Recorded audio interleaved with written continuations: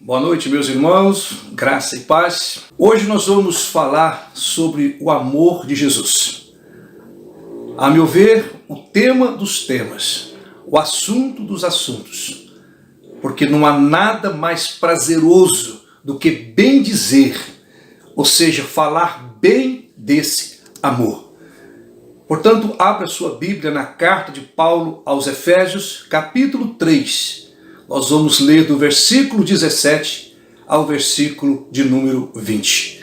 Efésios 3, 17 a 20.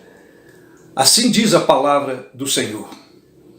E assim habite Cristo no vosso coração pela fé, estando vós arraigados e alicerçados em amor, a fim de poderdes compreender com todos os santos qual é a largura, e o comprimento, e a altura, e a profundidade, e conhecer o amor de Cristo, que excede todo o entendimento.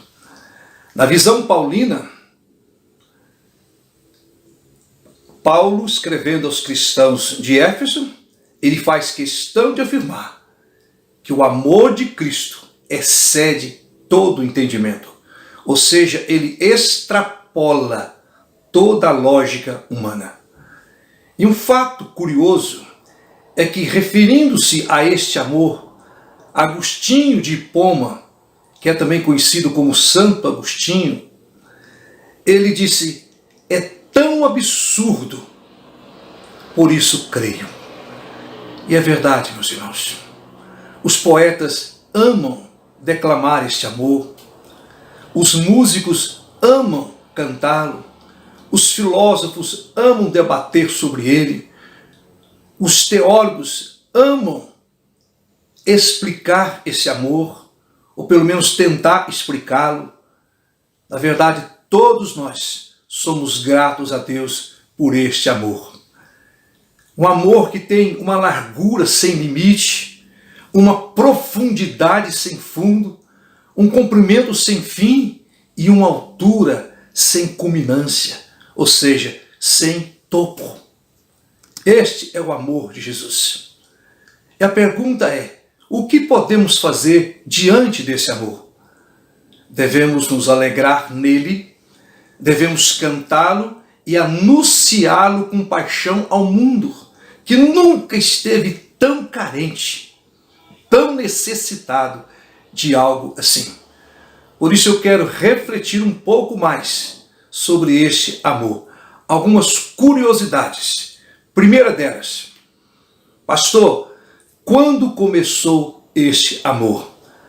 A Bíblia nos ensina que esse rio caudaloso de amor começou a fluir em nossa direção desde os tempos antigos. Esse amor é tão antigo quanto o amor do Pai Celestial pelo Filho. Meus irmãos, muito antes dos rios correrem para o oceano, muito antes dos primeiros raios do sol espalharem sobre a terra, antes dos homens se amarem, Jesus já nos amava. O seu amor já corria em nossa direção.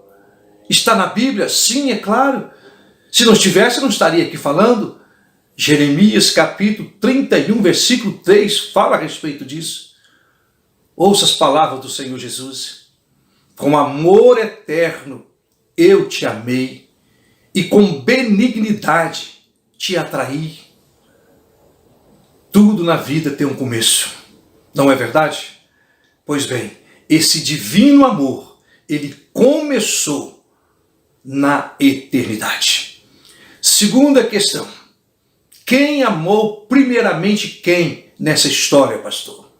João 4,19 diz assim: nós amamos porque ele nos amou primeiro. Então foi o Filho de Deus, a segunda pessoa da Santíssima Trindade. Foi ele quem nos amou primeiramente. Os autores bíblicos, eles não economizaram adjetivos para descrevê-lo. No Velho Testamento, Isaías capítulo 6, de 9 em diante, ele diz: faz questão de chamá-lo de maravilhoso conselheiro, Deus forte, Pai da eternidade, príncipe da paz. E no Novo Testamento, os autores também fazem questão de chamá-lo de Emanuel, Deus conosco, Rei dos reis, Senhor dos senhores, Salvador do mundo, ungido do Pai. Toda a majestade e amor de Jeová habitam nele plenamente. Ele é o esplendor da glória do Pai, ele é a expressão exata do seu ser. A Bíblia diz que ele é a brilhante estrela da manhã, o sol da justiça, a luz do mundo, o mais belo de todos, e a sua riqueza, diz a palavra, não tem fim. E foi o próprio Jesus, referindo-se a si mesmo, ele disse em João 16:15, pode conferir comigo, tudo que o Pai tem é meu, tudo que o Pai tem pertence a mim. Portanto, meus irmãos, os anjos são seus servos, os demônios tremem diante dele, e pela sua palavra todas as coisas foram criadas. Então este é o nosso Jesus, o amado da nossa alma.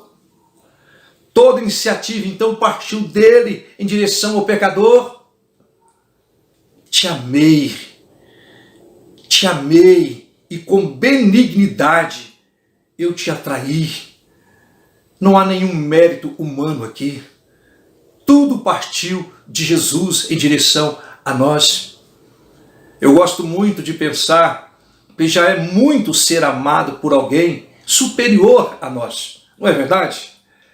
Mas daí, ser amado pelo Filho de Deus, que maravilha, meus irmãos, que bênção poder ser amado pelo Filho de Deus, que maravilha.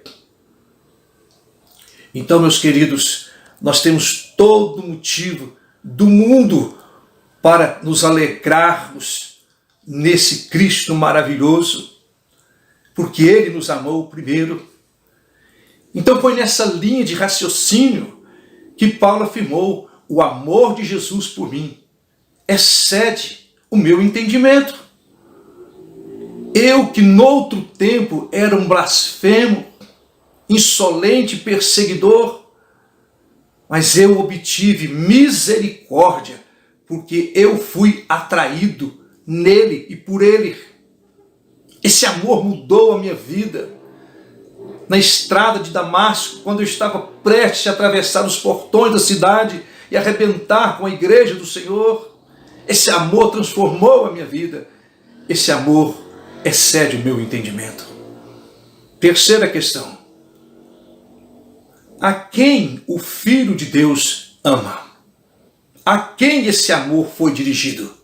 Abra bem o seu ouvido, se desarme e ouça com o coração o que eu vou lhe dizer. O Filho de Deus ama você. João 3,16 deixa isso muito claro. Vamos conferir juntos?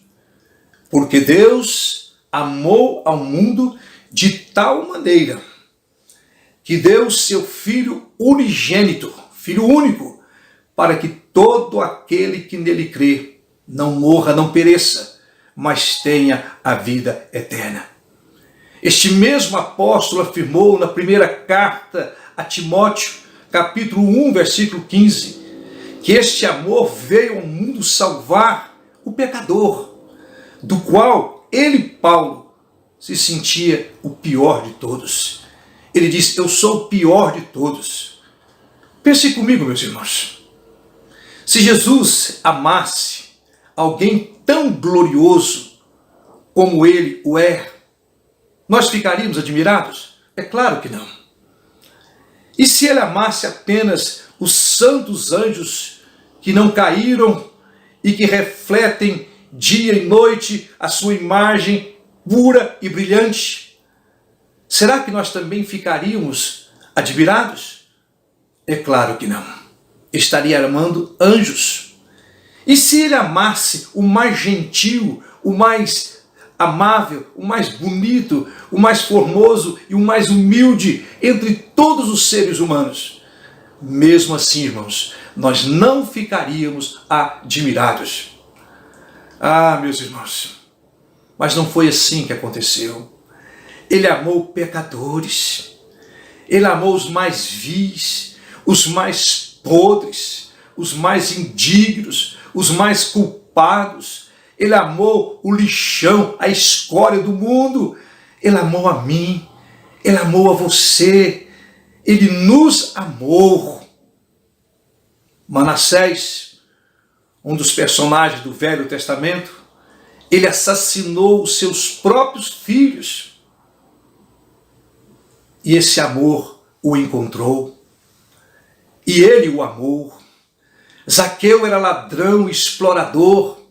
E ele o amou. Tanto que entrou na sua casa. Saulo de Tarso, antes de conhecer a Cristo, era perseguidor implacável da igreja de Cristo.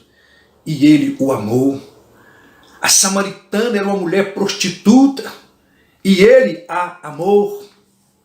Efésios 2, capítulo 1, versículo 1, vai dizer que nós estávamos mortos em nossos delitos e pecados, e ele nos amou e nos deu vida novamente.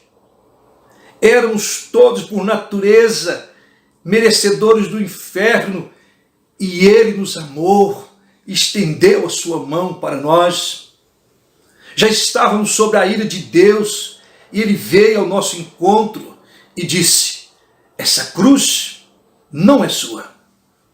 Embora ela tenha o seu biotipo, embora ela tenha o seu cheiro impregnado nela de todos os seus pecados, essa cruz não é sua, ela é minha, sempre foi minha. Romanos capítulo 5, versículo 7 está escrito assim: pode ser que por uma pessoa boa alguém se anime a morrer, mas Deus prova o seu amor por nós pelo fato de ter Cristo morrido na cruz, quando éramos ainda inimigos de Deus, pecadores convictos, declarados. Irmãos, isto sim é amor, maravilhoso, gracioso e absurdo amor. Aquele que era tão belo, aquele que era tão puro e perfeito, escolheu nos amar e nos substituir naquela cruz maldita. Para quê, pastor? Por quê e para que tudo isso? Para lavar-nos, para purificar-nos e nos fazer apresentar diante de Deus, diante do Pai, santos e irrepreensíveis. Este amor, diz o apóstolo, excede todo o nosso entendimento. E por último, quanto custou este inexplicável amor? Quanto custou?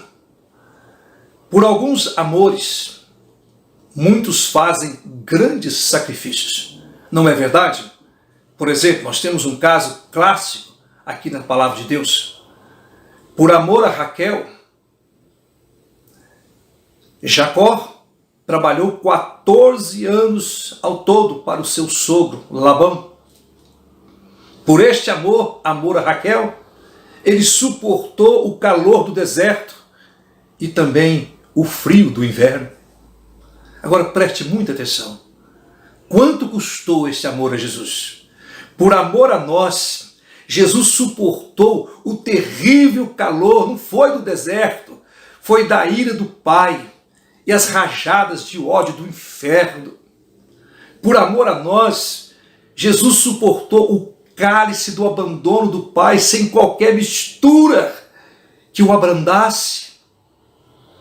Foi por amor aos seus eleitos, por amor a você, que Jesus abriu mão de chamar uma legião de anjos que estava prontinho para livrá-lo da cruz, das mãos de Pilato e, consequentemente, da morte de cruz. Foi por amor a nós que ele abriu mão da adoração dos anjos e ao trono da glória. Foi por amor a nós que ele, sendo rei dos reis, aceitou nascer da barriga de uma simples camponesa chamada Maria. Foi por amor que ele viveu sem ter onde reclinar a cabeça, e foi por amor que ele foi crucificado entre dois malfeitores naquela maldita cruz. Não se iluda, meu irmão, achando que foi o prego de 15 centímetros aproximadamente cada um que segurou o corpo de Jesus naquele madeiro. Não foi o prego, não foram os pregos, foi o amor de Jesus por nós. Foi esse amor quem o manteve, quem o segurou ali naquela cruz. Antes de ir para a cruz, ele fez questão de dizer aos seus discípulos: eu sou o bom pastor. E o bom pastor, ele dá a vida pelas suas ovelhas. Irmãos, nós estávamos perdidos, nós estávamos mergulhados nas densas chamas do inferno. Foi este amor que mergulhou através dos vagalhões, nadou e nos trouxe de volta ao seu seio. Olhe para mim. Nós estávamos postos como um alvo fácil para as flechas de Deus, da ira de Deus. E este amor em forma de gente, amor encarnado, ele veio e se colocou entre nós e as flechas do Pai. E ele as levou sozinho em seu corpo santo. Cada flechada era endereçada a nós por méritos, mas elas foram cravadas na carne do nosso Salvador, o nosso amigo fiel, o nosso divino companheiro, o Emanuel, o Deus conosco. Ele ficou entre as flechas de Deus e nós, e ele as levou sobre si. Você se lembra do hino que nós cantamos no início desta mensagem? Amor, que por amor desceste, amor que por amor morreste. Ó, quanta dor não padeceste, minha alma vieste resgatar e o meu amor ganhar. Como é bom viver firmado nesse amor que lava o pecador de todos os seus crimes, de todos os seus pecados, e ainda o livra da condenação eterna. Só esse amor pode dar ao pecador um coração novo, uma mente nova, uma vida nova, um nome novo que um dia o levará ao céu. E não mais como escravo, não mais como servo, e sim como filho do rei, cidadão do reino. Acredite, meu querido, o mundo inteiro pode se opor a você. Amigos queridos podem morrer ou até abandoná-lo, mas com o amor de Jesus pulsando dentro do seu coração, pode acreditar e descansar. Você nunca estará sozinho. Por isso eu posso exclamar: ó, quanta dor, ó, quanta decepção, quanta tristeza, quanta miséria é ficar longe desse amor. Porque se Cristo não nos amar, é inútil. Ou seja, inútil será todo o amor que o mundo nos dedicar. Seus amigos podem amá-lo, seus vizinhos podem ser bondosos com você, o mundo pode elogiá-lo, os pastores podem amar a sua alma, mas se Cristo não amar você, você estará condenado à perdição eterna. E os amores de todas as criaturas de todos os tempos não poderão fazer nada por você. Mas por que isso, pastor? Por que tanta dureza? Porque se Cristo, querido, não amar você, você continuará não lavado, não perdoado, não regenerado, não salvo e cada vez mais distante de Deus. naquele lugar que arde com fogo e com enxofre, e com todas as criaturas perdidas ao seu redor, sem que nenhuma delas possa lhe estender a mão, pois já será tarde demais. Porque as oportunidades de arrependimento e de salvação em Cristo Jesus, elas nos são oferecidas gratuitamente em vida, nessa existência. Portanto, agarre-se a elas com unhas e dentes. Aproveitai as oportunidades, disse o apóstolo Paulo. Mas pastor, eu passei toda a minha vida mergulhado no pecado. Pastor, eu fui longe demais para me arrepender agora. De si mesmo, o pecador não tem forças para ir a Cristo. Mas você pode orar e suplicar ao Pai que o leve a Jesus. Você pode chorar e implorar ao Pai para levá-lo ao amor do seu Filho Jesus. Jesus disse em João 6,37, aquele que o Pai me der, esse virá a mim. E aquele que vem a mim, de maneira alguma, eu o lançarei fora. Então você pode fazer isso. Ore para que Deus, o Pai, o leve até o seu Filho. Porque aquele que o Pai me deu, esse vem a mim, e eu jamais o lançarei fora. Irmão, Satanás tentou afastar Pedro desse amor e fracassou. Ele tentou afastar José do Egito desse amor e também fracassou. Ele tentou arrastar Daniel desse amor, jogando numa cova com leões, e fracassou. Ele tentou então afastar os seus 3 melhores amigos, jogando-os numa fornalha de fogo incandescente, e também falhou. Preste atenção. Ainda hoje, e será assim até o fim, Satanás vai continuar fazendo de tudo para nos tirar desse amor. Mas o que foi que Jesus disse? Jamais te deixarei, jamais te lançarei fora. Das minhas mãos ninguém pode tirar. Das mãos do Pai ninguém tira. Eu encerro as minhas considerações dizendo com muita satisfação que não pode existir nada mais gostoso, nada mais agradável, nada pode nos separar do amor de Deus em Cristo Jesus. Nem mesmo 1/3 dos anjos caídos, nenhum tipo de perseguição ou de tribulação, nem mesmo a Covid-19, nem mesmo a morte com seus diferentes tipos. Romanos, capítulo 8, 36 em diante, fala a respeito disso. Diz que nada, absolutamente nada, nem a morte, com seus diferentes tipos, pode nos separar do amor de Deus que está em Cristo Jesus. Paulo diz que nesse amor que transcende, que excede o nosso entendimento, nele nós somos mais do que vencedores. O cristão pleno é aquele que vence a batalha antes mesmo de ela ser travada.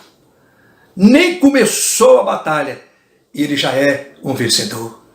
Ainda que todas as setas do inferno sejam lançadas sobre a minha vida, eu sei que serei mais do que vencedor por meio daquele que me amou e se entregou por mim. Pastor, como saber se eu estou dentro ou fora desse amor? É simples, muito simples. Aquele que vive fora desse amor, do amor de Jesus, ele vive para si e para o mundo. E ele é atraído somente pelas coisas frívolas que o mundo oferece, tipo dinheiro, fama, poder, sexo. A esses, Jesus faz questão de dizer: quem ama o mundo mais do que a mim, não é digno de mim. Ou seja, está fora do meu amor. Mas aqueles que estão firmados no amor de Cristo, eles são atraídos por outros valores. Valores que não perecem jamais porque são eternos. Esses são atraídos pelo caráter de Cristo e pelas suas promessas que nunca falham e pela sua fidelidade que nunca tem fim. Então a pergunta é: tem sido esses os valores de sua vida? Se a resposta for positiva, pode acreditar e pode descansar. Você está firmado no amor de Jesus. E agora aconteça o que acontecer, Ele nunca te deixará sozinho. Ele jamais te abandonará. Firme a sua fé, meu irmão. Firme o seu amor no amor de Cristo Jesus, que nos ama com amor eterno, amor indizível, amor imensurável, amor inalterável, de maneira que Ele nos amou nos tempos antigos. A Bíblia diz que Ele nos ama hoje, Ele vai nos amar amanhã, e não menos do que Ele já nos amou até aqui. E o mais interessante de tudo, Ele continuará nos amando na eternidade, porque o seu amor não tem fim. Foi Ele quem disse: ninguém tem maior amor do que este, de dar a sua vida em favor de outra vida. Queridos, esta foi a mensagem que Deus colocou no meu coração para abençoá-lo nesta noite e honrar a sua fé. Sinceramente, eu não vejo uma maneira melhor de encerrar esta mensagem senão cantando aquele cântico infantil que os nossos filhos amam entoá-lo, que fala justamente a respeito desse amor. Tente cantar comigo o amor de Jesus. O amor de Jesus é maravilhoso, o amor de Jesus é maravilhoso, o amor de Jesus é maravilhoso, Senhor. Grande amor, alto é, intransponível, profundo também, mas acessível a sua extensão. É incomparável, Senhor, grande amor. Firme a sua fé, que você possa cantar e viver essa realidade. A minha fé e o meu amor estão firmados no Senhor. Estão firmados no Senhor. Que Deus nos abençoe. E agora, amados irmãos, que a graça do Senhor Jesus e o amor de Deus, o nosso Pai, e a comunhão e a consolação do Espírito Santo seja com todos nós, hoje e sempre. Amém, amém e amém. Deus abençoe os irmãos e boa semana. Um abraço